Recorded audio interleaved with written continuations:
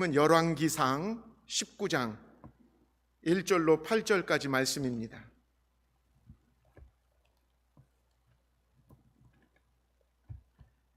열왕기상 19장 1절로 18절까지 말씀 읽습니다.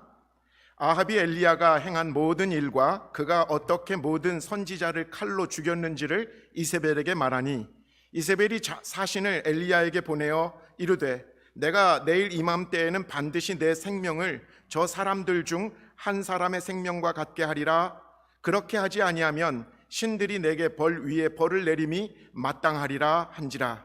그가 이 형편을 보고 일어나 자기의 생명을 위해 도망하여 유다에 속한 부엘세바에 이르러 자기의 사환을 그곳에 머물게 하고, 자기 자신은 광야로 들어가 하룻길쯤 가서 한 로뎀나무 아래 앉아서 자기가 죽기를 원하여 이르되, 여호와여, 넉넉하오니 지금 내 생명을 거두시옵소서. 나는 내 조상들보다 낫지 못하나이다 하고 로뎀나무 아래에 누워 자더니 천사가 그를 어루만지며 그에게 이르되, 일어나서 먹으라 하는지라. 본즉 머리맡에 숯불에 구운 떡과 한 병 물이 있더라. 이에 먹고 마시고 다시 누웠더니 여호와의 천사가 또 다시 와서 어루만지며 이르되, 일어나 먹으라. 내가 갈 길을 다 가지 못할까 하노라 하는지라. 이에 일어나 먹고 마시고 그 음식물의 힘을 의지하여 40주 42야를 가서 하나님의 산 호렙에 이르느니라. 엘리야가 그곳 굴에 들어가 거기서 머물더니 여호와의 말씀이 그에게 임하여 이르시되, 엘리야야, 내가 어찌하여 여기 있느냐? 그가 대답하되, 내가 만군의 하나님 여호와께 열심히 유별하오니 이는 이스라엘 자손이 주의 언약을 버리고 주의 제단을 헐며 칼로 주의 선지자들을 죽였음이오며 오직 나만 남았거늘 그들이 내 생명을 찾아 뺏으려 하나이다. 여호와께서 이르시되, 너는 나가서 여호와 앞에 산에 서라 하시더니, 여호와께서 지나가시는데 여호와 앞에 크고 강한 바람이 산을 가르고 바위를 부수나 바람 가운데 여호와께서 계시지 아니하며, 바람 후에 지진이 있으나 지진 가운데에도 여호와께서 계시지 아니하며, 또 지진 후에 불이 있으나 불 가운데도 여호와께서 계시지 아니하더니 불 후에 세미한 소리가 있는지라. 엘리야가 듣고 겉옷으로 얼굴을 가리고 나가 굴 어귀에 섬에 소리가 그에게 임하여 이르시되, 엘리야야, 내가 어찌하여 여기 있느냐? 그가 대답하되, 내가 만군의 하나님 여호와께 열심히 유별하오니 이는 이스라엘 자손이 주의 언약을 버리고 주의 제단을 헐며 칼로 주의 선지자들을 죽였음이오며 오직 나만 남았거늘 그들이 내 생명을 찾아 빼앗으려 하나이다. 여호와께서 그에게 이르시되, 너는 내 길을 돌이켜 광야를 통하여 다메섹에 가서 이르거든 하사엘에게 기름을 부어 아람의 왕이 되게 하고, 너는 또 님시의 아들 예후에게 기름을 부어 이스라엘의 왕이 되게 하고, 또 아벨 무홀라 사밧의 아들 엘리사에게 기름을 부어 너를 대신하여 선지자가 되게 하라. 하사엘의 칼을 피하는 자는 예후가 죽일 것이요 예후의 칼을 피하는 자를 엘리사가 죽이리라. 그러나 내가 이스라엘 가운데 7,000명을 남기리니 다 바알에게 무릎을 꿇지 아니하고 다 바알에게 입맞추지 아니한 자니라. 오늘 우리에게 주신 살아계신 하나님의 말씀입니다. 우리가 코로나 전염병을 지내면서 하나님께서 오늘 우리들에게 지금 겪게 하고 있는 여러 가지 현실적인 문제들이 있는 것 같습니다. 많은 학자들이나 전문가들이 예측은 한 것이지만 예측을 할 때와 또 우리가 막상 지금 그 일을 겪고 있을 때는 느낌이 좀 다른 것 같습니다. 현실적으로 지금 벌어지고 있는 전 세계적인 인플레이션, 그리고 또 하나는 이 정신적 탈진 증세라고 말합니다. 이 인플레이션은 급격한 물가 인상으로 인해서 우리가 모두 지금 현실적으로 다 겪고 있습니다. 정말 마켓에 가기가 걱정스럽더라고요. 어제 다르고 오늘 다르는. 근데 사실은 이 세계적인 인플레이션은 저나 여러분들이나 개인적인 관점에서 이걸 어떻게 할 도리가 없어요. 그냥 견디는 수밖에 없는 거죠. 우리가 뽑은 지도자들이 지혜를 모아서 그리고 잘 이걸 해결하는 것만이 우리가 할 수 있는 그 한계인 것 같아요. 그런데 한 가지 더, 적어도 개인이 겪고 있는 이 정신적 탈진 증세, 이것은 이제 탈진 증후군이라고도 부르는데, 이것 정도는 개인적으로 우리가 나 스스로를 평가해보고 그리고 그것을 극복할 수 있는 것이 좀 많은 전문가들이 지금 대안을 제시하고 있으니까 이것만큼은 우리가 좀 주목하고 또 살펴봐야 될 것 같습니다. 정신의학적인 관점에서 탈진 증세는 정확히 말하면 탈진 증후군이라고 부릅니다. 영어로는 번아웃 신드롬.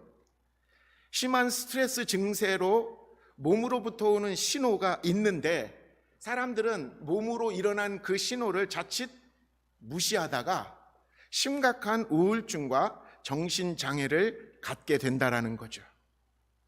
오늘 저는 전문가들이 조언하는 5가지의 단계, 탈진 증후군이 일어나는데 1단계부터 5단계가 쭉 있다는 거예요. 그럼 나는 지금 어느 단계에 있는지를 한번 좀 살펴보시고요. 그리고 이것에 대해서 나는 어떻게 대응할 것인지를 한번 여러분들이 마음에 살펴보시면 도움이 될 것 같습니다.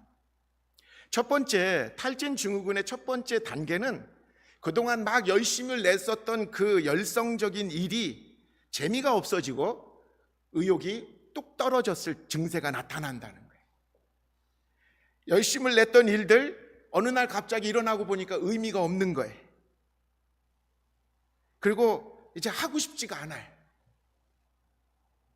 여러분, 이런 마음이 들 때 무시하지 말고 먼저 딱 떠올리는 것은 나에게 지금 번아웃, 탈진 증후군 1단계가 온 거 아닌가 하고 먼저 좀 눈치를 채셔야 된다라는 거예요. 여러분, 두 번째 단계는요, 좀 이제 몸으로 나타나는 단계인데 만성 피로가 누적되어지고 수면 장애가 일어나고 그로 인해서 진정제, 진통제 이런 약물을 자주 복용하기 시작한다라는 거죠. 요게 이제 두 번째 탈진 증후군의 단계입니다. 많은 사람들이 그냥 일반적으로 겪는 일이니까 그러려니 하고 있지만 여러분, 다음 단계의 세 번째 단계에 가면 여러분들은 분명히 좀 놀라실 거예요. 세 번째 단계는 요게 이제 중요한데 3단계가 요거를 그냥 지나치면 급격하게 4단계, 5단계로 그냥 휙 지나간다는 거예요. 그래서 가능하면 이 3단계 때 딱 잡아놔야 돼요. 내가 지금 큰일 났다. 내게 지금 탈진 증후군이 일어났구나. 이걸 좀 깨달아야 되는데 뭐냐면 몸에 질병이 좀 나타나게 되면서 갑자기 예전에 좀 컨트롤했던 분노가 막 표출되어지고 그리고 때로 갑자기 우울해지기 시작하는 이 단계를 겪게 된다라는 거죠. 전문가들은 이 단계에 꼭 의사를 찾아야 된다고 말합니다. 이 단계를 넘어가면 나중에 치료를 하려고 해도 후유증이 너무 커진다라는 거죠. 자, 4단계. 이 4단계는 이제 이미 정신적 질환을 겪기 시작하면서 심각하게 자기 자신에 대해서 하찮게 여기는, 자기 자신을 부인하는 단계로 들어가게 됩니다. 그러니까 자기가 어떤 존재인지 다 이제는 나는 아무것도 할 수 없는 존재야. 그러면서 어떤 병리적 현상이 일어나냐면 아주 예전에는 신경도 쓰지 않을 일들을 집착하면서 강박 증세에 걸린다는 거예요. 이게 이제 심각해지는 4단계죠. 마지막 최악의 단계, 5번째 단계는 이제 몸으로 나타나요. 뇌출혈이 일어나거나 관상동맥 경화증이 일어나거나 노이로제에 걸리거나 심한 디프레션에 빠지게 되어서 일상적인 삶을 가능하지 못하게 하는 지경에 이른답니다. 심지어는 이럴 때 자살 충동이 자꾸 나타나게 되는 거죠. 여러분, 정말 저와 여러분들은 이 시대에 살면서 매일매일 인플레이션 때문에 큰일 났다라는 뉴스는 많이 듣는데 정작 우리 개인이 더 심각한 문제인 뭐예요? 정신적인 이 탈진 증세에 대해서는 별로 관심이 주지 못하는 것. 그래서 전문가들은 이렇게 말합니다. 이것은 보이지 않는 시한폭탄이다. 코로나 팬데믹을 지내면서 우리 한 사람 한 사람이 지금 내가 혹시 시한폭탄은 아닌가 안에 들고 있는 것 점검해야 된다라는 거죠. 탈진 증후군, 번아웃 신드롬은 아까도 제가 강조한 것처럼 1, 2, 3단계 안에서 점검을 해야 되는 거예요. 이때 휴식을 취하든지 정신 상담을 시작하든지 적극적인 치료가 포인트라는 거죠. 이때 넘어가면 치료가 돼도 그리고 어떤 걸 회복하려고 해도 후유증이 너무 많이 남게 된다라는 거예요. 여러분, 요즘 일에 대한 의욕이 없어졌습니까? 갑자기 밤에 불면증에 시달립니까? 이전에 그렇게 먹지 않았던 진정제 약을 먹는 횟수가 늘어났습니까? 갑자기 욱하고 분노하고 우울한 감정이 자꾸 업앤다운 자주 일어나고 있습니까?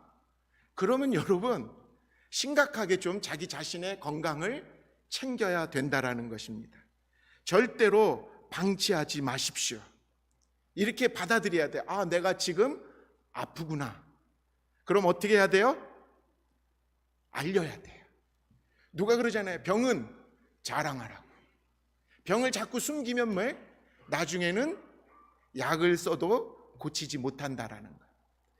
근데 오늘 본문은 이 얘기를 다루고 있다라는 거예요. 정말 오늘 제가 사실은 이번 주하고 다음 주 어떤 설교를 해야 될까 기도하는 중에 고르기가 어려울 때는 항상 그 교회력을 따르는 그 성서 일과라는 렉셔너리가 있습니다. 전 세계의 교회들이 매주마다 이 성경 본문을 가지고 기준을 가지고 예배를 준비하는데 오늘 본문이 열왕기상 19장의 말씀이거든요.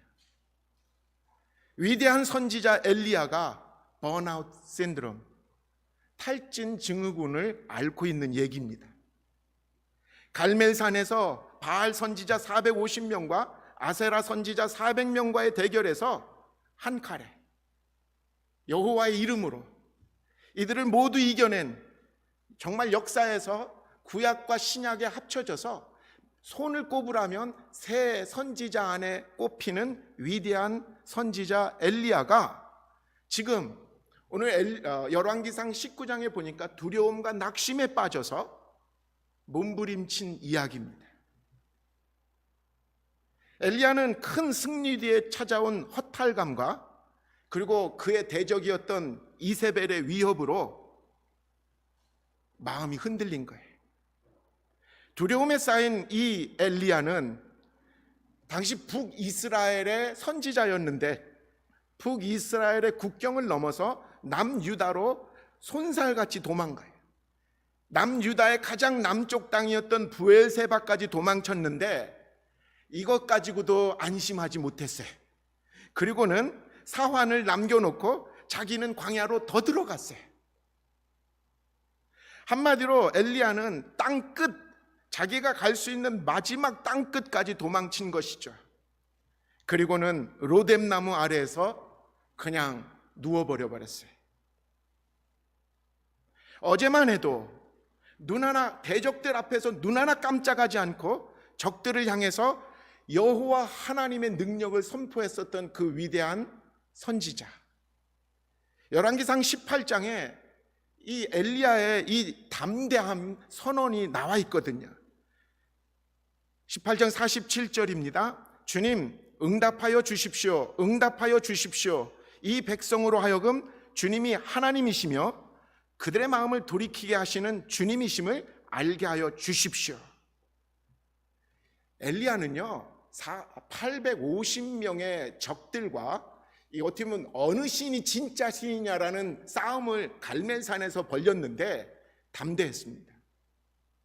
상대방 선지자들은 그들은 막 난리를 폈거든요. 춤을 추고 자기의 신들이 응답을 하지 않으니까 막 자해 행위를 하면서 응답해달라고 난리쳤지만 엘리야는 단호했어요. 한마디였어요. 하나님이 하나님이신 것을 이 시간 보여주십시오.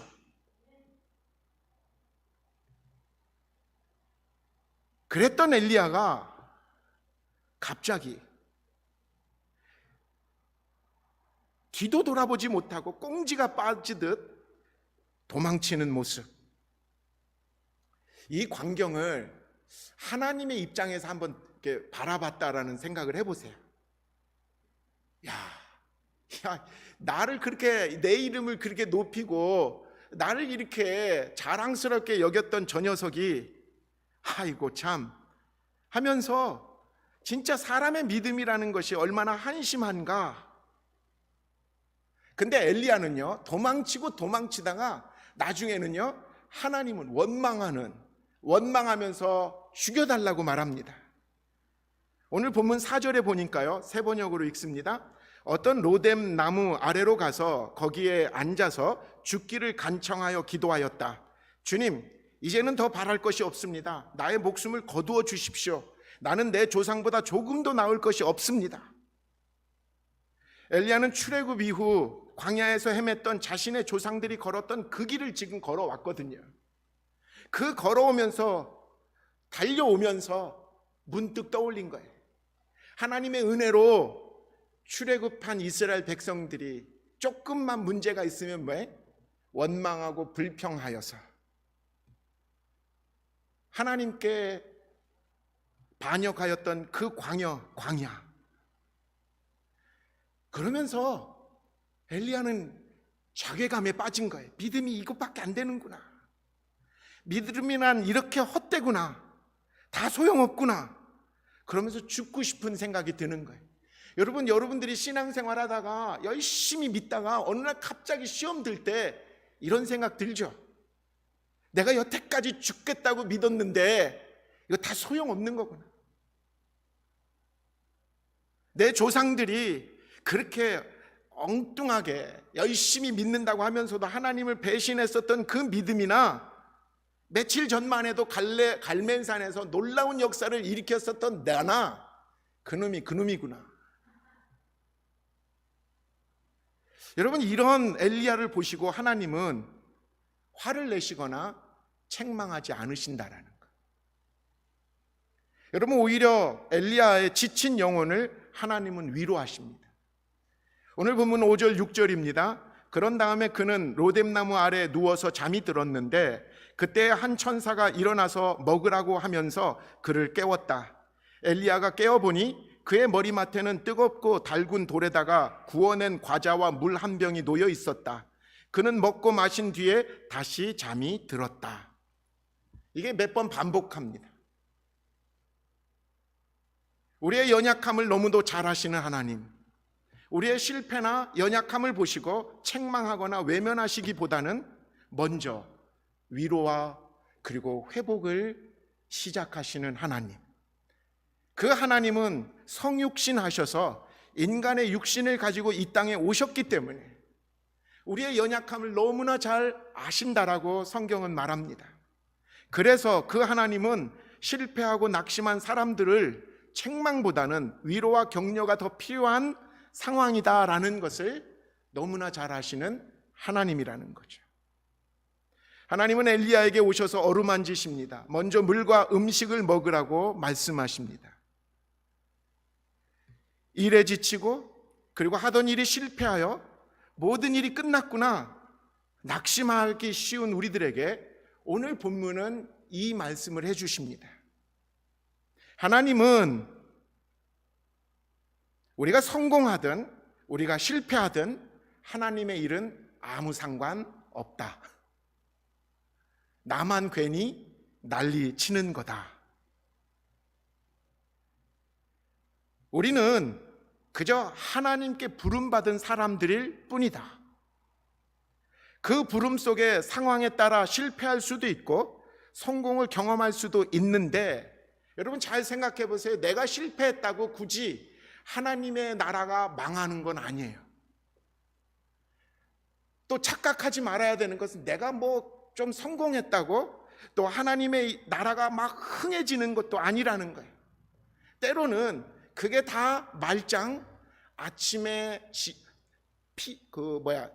이슬 생겼다 바로 없어지는 것과 똑같은 것들이라는 거죠. 그것 가지고 뻐기기를 하질 않나? 아니면 그것 가지고 완전히 낙심하지 않나? 그럴 필요 없다라는 거죠.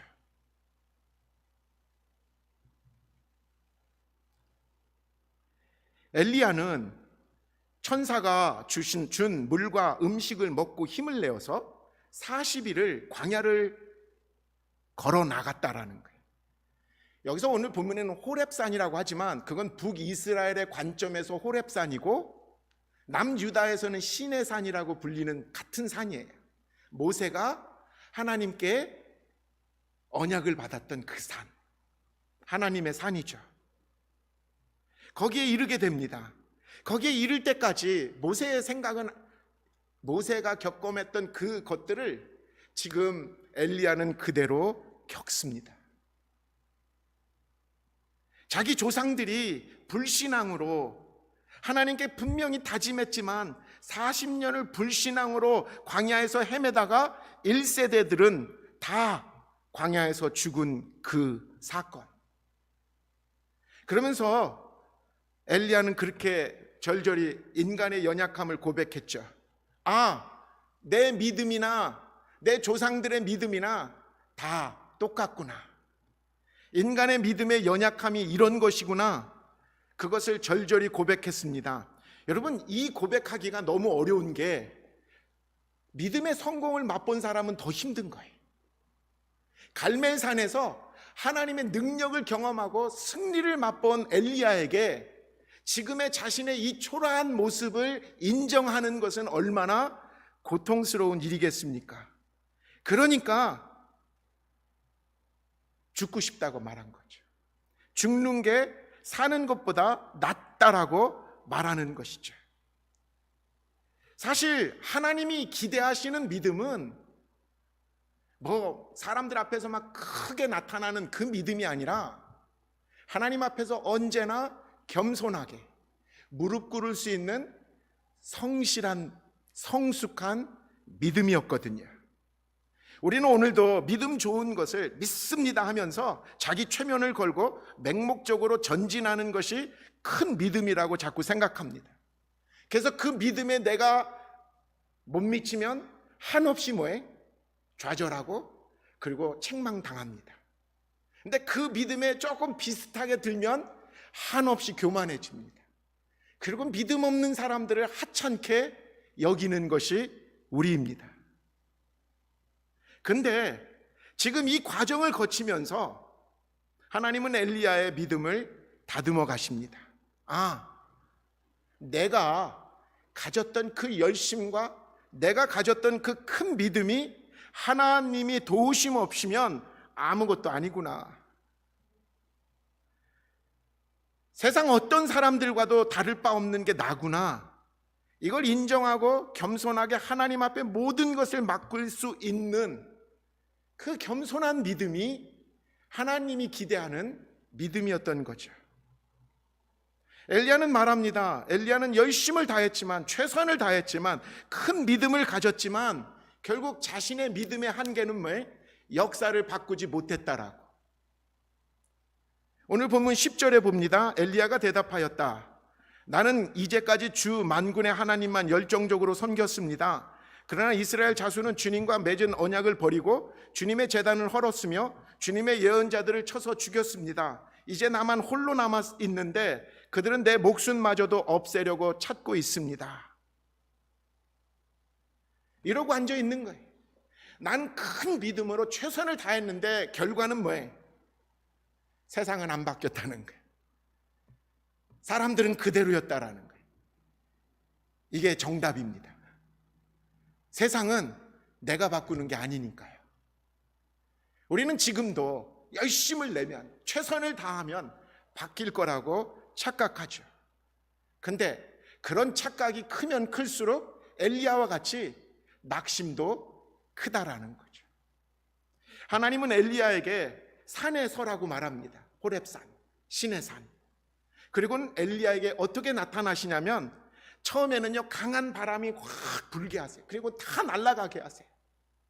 근데 그 속에 하나님이 계신가 했더니 그 강한 바람 속에 하나님은 안 계셨어요. 또 다음에는요 지진이 일어났어요. 그리고 바위가 깨졌어요. 엄청난 세상에 놀라운 일이 벌어졌지만 그 정도면 하나님이 계셔야 되는데 그 속에서도 하나님이 안 계신다. 나중에는요, 불이 붙었습니다. 온 산에 불이 붙은 것처럼 불이 났습니다. 이 정도면 엘리야는 하나님이시다라고 속으로 생각했어요. 왜냐하면 갈멜산에서 불로 역사하신 하나님이셨으니까.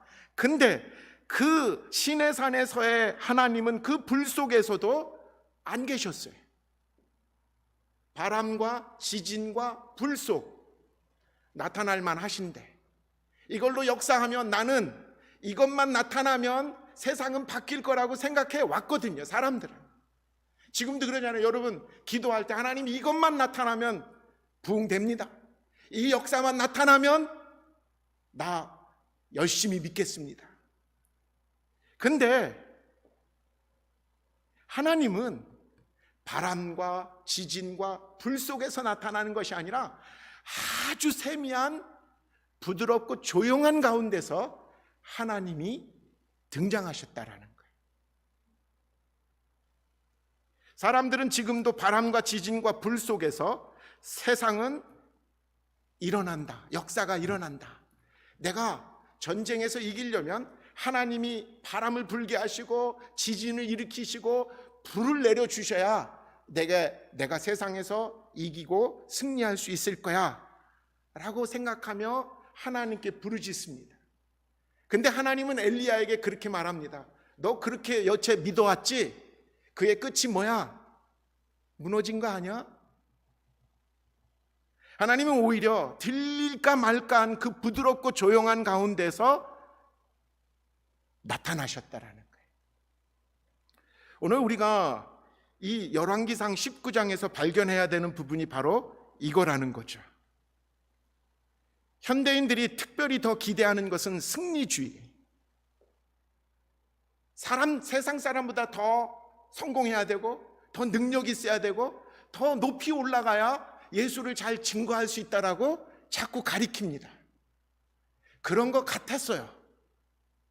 근데 그런 강한 지진과 불과 그리고 바람이 아무리 일어났어도 세상은 안 변했어요. 오히려 그 대적인 이세벨은 어떻게 했습니까? 더 강해지게 더 적들을 끌어모아가지고 오히려 역공을 취했잖아요. 그래서 엘리야가 눈에 보이는 것이 바람과 불과 지진이었을 때 그것이 하나님인 줄 알고 신앙생활했을 때 지금은 안 보이잖아요. 오히려 적들이 더 강하게 보이잖아요. 그럴 때 엘리야가 무너졌다라는 거죠. 엘리야가 지금 보고 있는 것은 초라한 자신만 보고 있었다라는 거죠. 사람의 생각과 하나님의 생각은 이렇게 다릅니다. 사람이 보기에 가망이 없어 보일 때 하나님은 그때가 일하실 때라고 말씀하십니다. 엘리야는 자기 혼자만 남았다고 자꾸 말합니다. 근데 하나님은 7,000명이나 되는 신실한 당신의 사람들을 남겨두고 계십니다.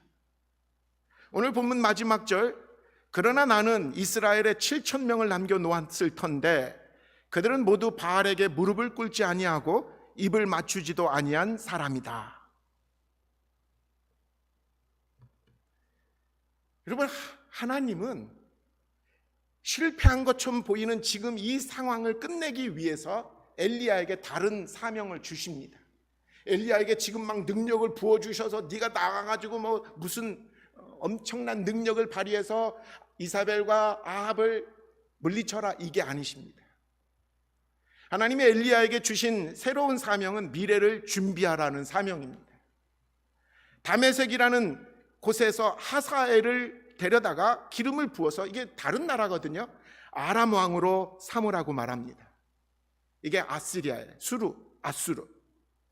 님시의 아들 예후에게 기름을 부어 북이스라엘의 왕이 되게 합니다. 왕조를 바꿉니다. 북이스라엘의 왕을 바꿔버립니다. 아합 이 왕조에서 다른 왕조로 북이스라엘의 왕권을 바꿔오라고 말합니다. 엘리사에게 기름을 부어 엘리야의 후계자로 삼으라고 말합니다. 지금 당장 이세벨과 싸우는 게 중요할 것처럼 보이는 상황에서 하나님은 엘리야에게 지금 일이 아니라 미래를 준비하는 일을 시키시고 계신다라는 거죠. 아직도 사람들은 놀라운 기적, 눈에 보이는 그 현상, 그것들을 위해서 늘 부르짖는 것이 큰 믿음이라고 말합니다. 그것만 일어나면 세상은 변화되고 세상 사람들은 하나님께 돌아올 것이라고 말합니다. 근데 오늘 본문을 보면 세상은 절대로 안 변합니다. 하나님의 사람들조차도 회개하지 않습니다.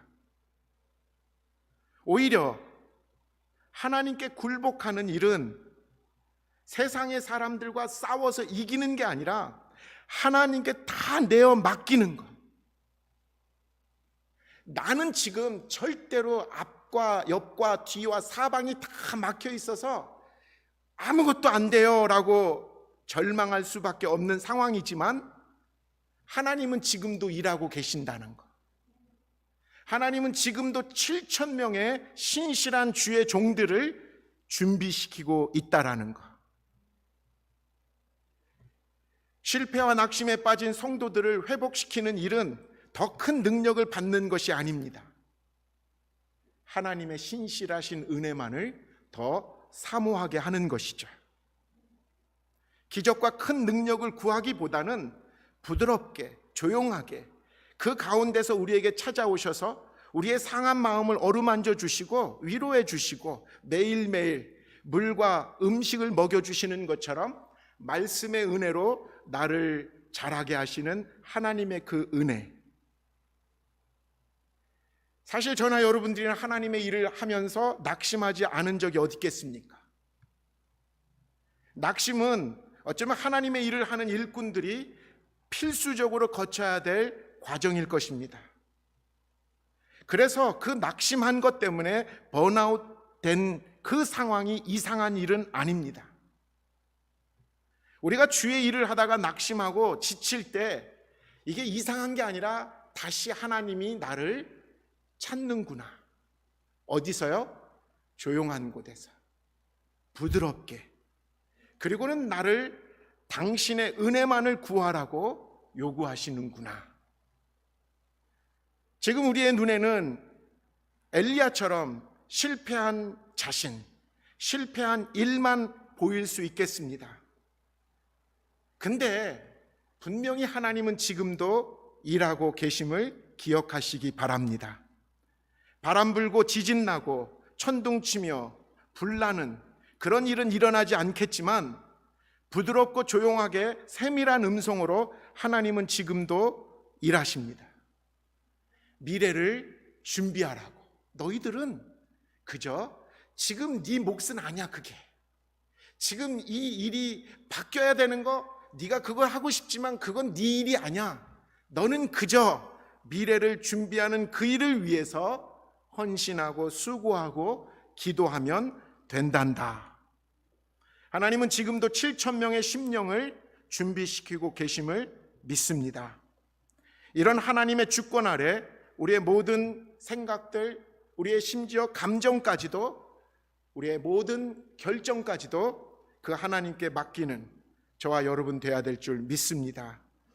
마지막으로 제가 참 즐겨 읽는 게 선교 보고서인데 138년 전 조선이라는 나라에 한 번도 가보지 않고 파송받았던 24살의 젊은 미국 선교사. 역사는 그를 한국 최초의 개신교 선교사라고 부릅니다. 북장로교 선교사였던 언더우드 선교사가 북장로교 선교회에 보낸 글입니다. 주여, 제목은 이거였어요. 타이틀이 주여 지금은 아무것도 보이지 않습니다. 주님, 메마르고 가난한 땅, 나무 한 그루 시원하게 자라 오르지 못하고 있는 땅에 저희들을 옮겨와 심으셨습니다. 어떻게 그 넓고 넓은 태평양을 건너왔는지 기적입니다. 주께서 붙잡아 뚝 떨어뜨려 놓으신 듯한 이곳, 지금은 아무것도 보이지 않습니다. 보이는 것은 고집스럽게 얼룩진 어둠뿐입니다. 어둠과 가난과 인습에 묶여있는 조선 사람뿐입니다. 그들은 왜 묶여 있는지도 고통이라는 것도 모르고 있습니다. 고통을 고통인 줄 모르는 자에게 고통을 벗겨주겠다고 하면 의심부터 하고 화부터 냅니다. 조선 남자들의 속셈이 보이지 않습니다. 이 나라 조정의 내심도 보이지 않습니다. 가마를 타고 다니는 여자들을 영영 볼 기회가 없으면 어쩌나 합니다. 조선의 마음이 보이지 않습니다. 그리고 저희가 해야 할 일이 보이지 않습니다. 그러나 주님, 순종하겠습니다. 겸손하게 순종할 때 주께서 일을 시작하시고 그 하시는 일을 우리들의 영적인 눈이 볼 수 있는 날이 있을 줄 믿습니다. 믿음은 바라는 것들의 실상이요 보지 못하는 것들의 증거니라고 하신 말씀에 따라 조선의 믿음의 앞날을 볼 수 있게 될 것을 믿습니다. 지금은 우리가 황무지 위에 맨손으로 서 있는 것 같으나 지금은 우리가 서양 귀신 양귀자라고 손가락질 받고 있으나 저들이 우리 영혼과 하나인 것을 깨닫고 하늘나라의 한 백성 한 자녀임을 알고 눈물로 기뻐할 날이 있음을 믿습니다. 지금은 예배드릴 예배당도 없고 학교도 없고 그저 경계의 의심과 멸시와 천대함이 가득한 곳이지만 이곳이 머지않아 은총의 땅이 되리라는 것을 믿습니다. 주여, 오직 제 믿음을 붙잡아 주소서. 기도하겠습니다. 하나님, 우리들이 참 코로나 팬데믹을 지내면서 많이 지쳐해 있고 그리고 우리들이 모이는 이 상황이 정말 어렵고 힘든 상황인 것처럼 보입니다. 그러나 주님, 지금은 우리가 보이는 것이 아무것도 없지만 주님께서 일하고 계시고 또 그 큰 미래에 하나님의 놀라운 일들을 이루실 것을 믿습니다. 오직 믿음으로 견디게 하시고 믿음으로 말씀으로 무장하는 자들 되게 하여 주옵소서. 감사합니다. 우리 주님 예수의 이름으로 간절히 기도합니다. 아멘.